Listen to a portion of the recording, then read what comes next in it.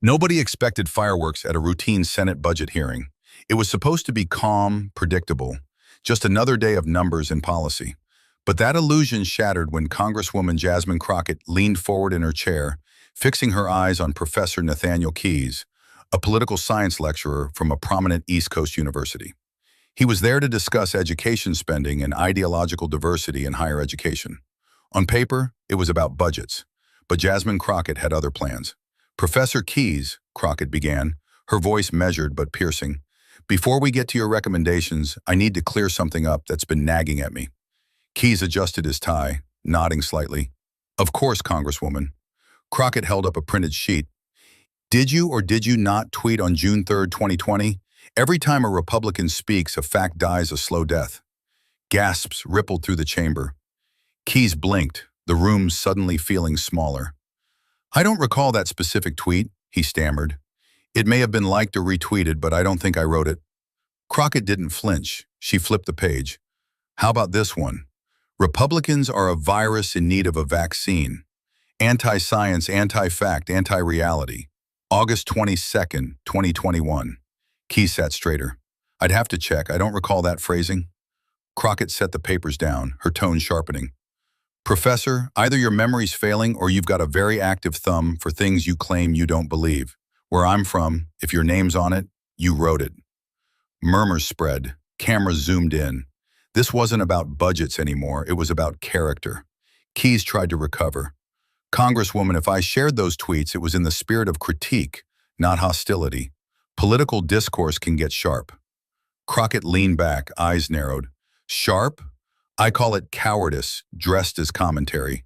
You didn't debate policy, you threw stones from behind a screen. The room went silent.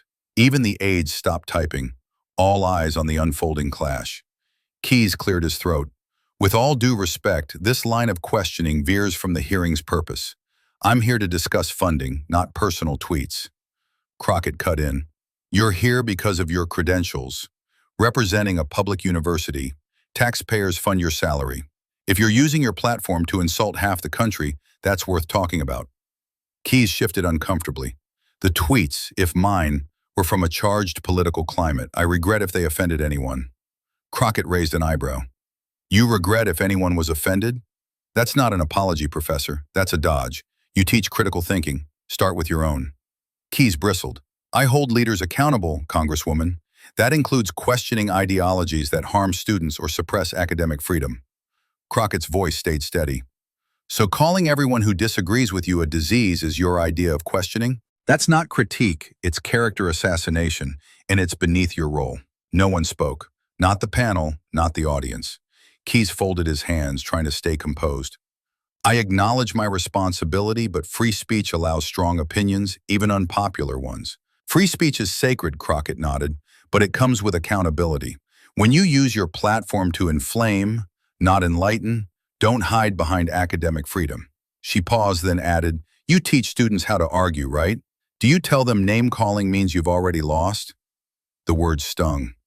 Keys opened his mouth but said nothing. The chairman tapped his gavel, trying to restore order, but the tension held. Crockett pressed deeper. You say you support free speech. Would you defend a conservative professor who tweeted Democrats are mentally ill and unfit to lead? Keys hesitated. I'd discourage that language. It's not constructive.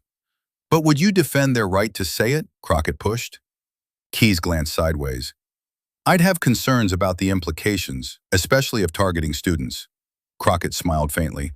So, free speech comes with an asterisk for you. Keys replied quickly.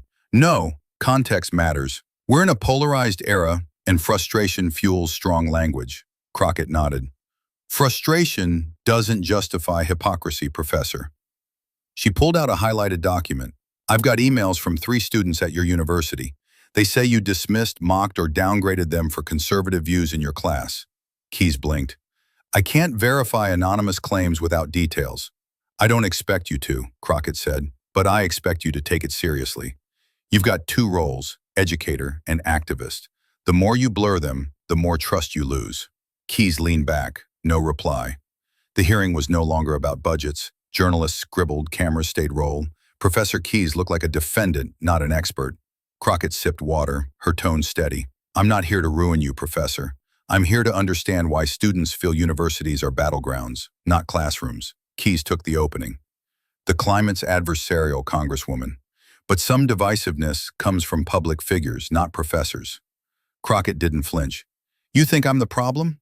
You didn't challenge ideas in those tweets. You attack people, calling them a virus. That was metaphorical, Keys muttered. Crockett leaned forward. Tyrants use metaphors like that, Professor. Dehumanizing those you disagree with isn't critique, it's venom. Keys snapped. I'm not a tyrant. I didn't say you were, Crockett replied, but you're using their playbook. The silence was heavy. A younger senator looked shaken, but no one intervened. Crockett softened her tone. If you'd said, I went too far, I should have focused on policy, we'd be having a different talk. Instead, you doubled down. Now students think disagreement is danger, and silence is safer. Keys stayed quiet. Crockett continued. I miss when being wrong wasn't a career ender, when people could apologize and mean it. But we've trained a generation to deflect, not admit fault, because humility gets weaponized. The room felt it. This was a reckoning. Keys finally spoke. I didn't ask to be a symbol, Congresswoman. If my post distracted from policy, I regret sharing them. Crockett's eyes narrowed. You regret sharing them or getting caught? Keys pressed his lips together. Social media's messy. We've all said things we regret. Not all of us called half the country a disease, Crockett shot back. That was liable. Keys' frustration slipped through. What about the threats I get for speaking out? Don't I get grace? Crockett nodded. Every American does, but grace isn't a free pass to attack with a megaphone, then cry foul when called out. She paused.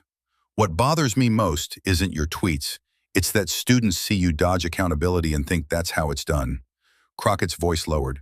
You know what I miss? When people could say, I was wrong and we moved on. Now it's trench warfare and you're one of the generals. Keys' face changed, not defensive, just still. Crockett turned to her notes, then looked up. I didn't plan to make headlines, but your tap dance around accountability shows why this matters. Say you were wrong, not for me, for the students who think insulting opponents is normal. Keys tapped at the table, then spoke at the Tylen he's chast, then confisit with the organizing shooters, and starting the courting tracks that true lines to get travels for once your problems. One of the Tylen is feeling worse self to pix it in their shoots working. Keys wanted to table, then spoke quietly. I was wrong. I shouldn't have used language that framed disagreement as toxic. That's not who I want to be. The gallery stirred. Some were shocked he said it. Crockett nodded once. That's a start. Keys added, I care about my students. I want them to think critically, but I let frustration cloud my judgment. Tell them that, Crockett said. They'll learn more from your honesty than any lecture. She addressed the room. This isn't about canceling anyone. It's about reminding those with influence that tone and example matter. Honesty is the only way forward. The chairman moved the hearing along, but no one was listening to the next witness. Keys sat quietly, changed, not defeated. Crockett leaned back, her point made, not with fury, but conviction.